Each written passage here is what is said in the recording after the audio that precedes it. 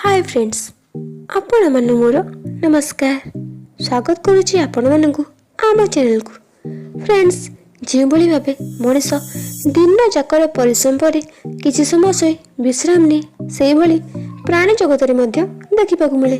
तेबे प्राणी मानकर सोइबा प्रणाली मनीष मानन ठारू संपूर्ण अलग एवं आज मु आपण मानकु सेही प्राणी मानकर सोइबाकु नै किछि रोचक और चमत्कार कथा कहबाकु जाउछि। वीडियो स्टार्ट करबा आगरु जदि आपण माने हम चैनल को सब्सक्राइब करनांती तेबे प्लीज चैनल को सब्सक्राइब कर नियंतु आ साइड रे थिबा बेल आइकन को प्रेस करी ऑल नोटिफिकेशन ऑन कर दियंतु जेमति आपण माने को आम चैनल वीडियो नोटिफिकेशन सर्वप्रथम मिल परिबो। नंबर 10 बिलेई।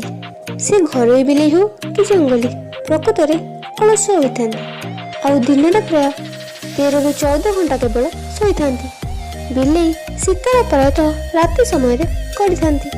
तेबे घरोई बिलेई को से परिश्रम करने को पड़ेनि। सेमानंकु आराम रे खाइबाकु मिल जाए आ सेमाने विश्राम नियंती। नंबर 9 ओध। प्राणी जगत रे बेस सुंदर भाव शोथुवा जीव हेउछि ओध। एही जल जीव पानी रे पिठी पटरे पहरी पहरी शुअंती। तेबे और एक खास कथा हेउछि सेमाने एकोटिया शुअंती नहीं, बरम 2 ରୁ 3 जन पिठी पटरे परस्पर हाथ धरा धरी होई शुअंती जेमिति कि सेमाने अलग ना हेबे। नंबर 8 बतक। बतकंको शोइबा शैली भी बेस स्वतंत्र। सेमाने गोटे लाइन रे रही शुअंती। लाइन रे प्रथम और शेष बतक गोटे आखि खोली शुअंती जेमिति कि हिंस्र प्राणी ऊपर नजर रखी पारिबे। लाइन मझिरे थिबा बतक 2 आखि बंद करी निश्चिंत रे शुअंती। नंबर 7 महुमाछी। महुमाछी बहुत परिश्रमी और सबु बेले माने काम करुथिबार आमे देखि थाउ। तेबे एमानकर विश्राम तथा सोइबा संपर्क रे प्राय केही जानि नथिबे।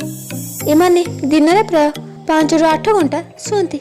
किछि विशेषज्ञ कहवा अनुसार महुमाछी माने सोइबा बेले परस्पर गोड़ धरी शुअंती। नंबर 6 बादुड़ी। बादुड़ी डेणा बहुत मजबूत होता है।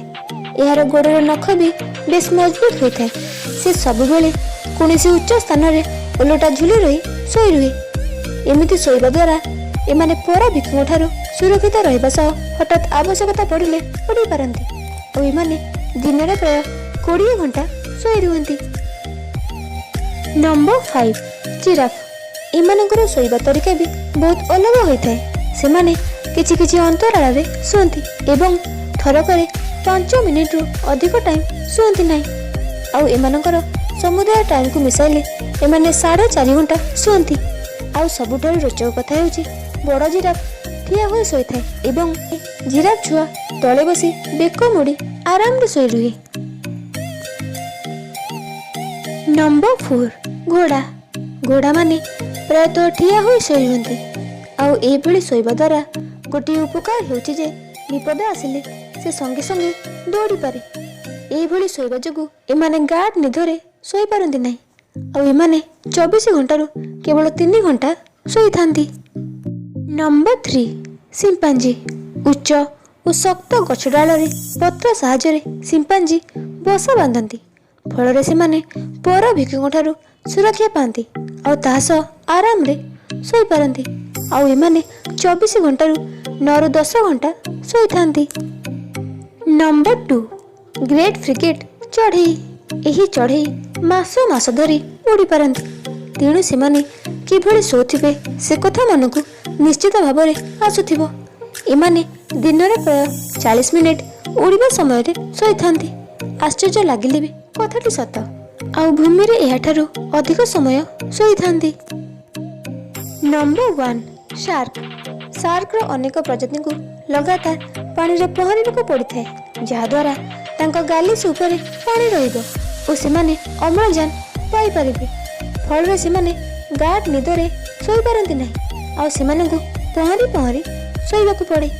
आउ सबुठारु आश्चर्यकर कथा हेउछि सेमाने सोईबा समय रे ब्रेन रो किछि भाग को कम सक्रिय रखिथांती।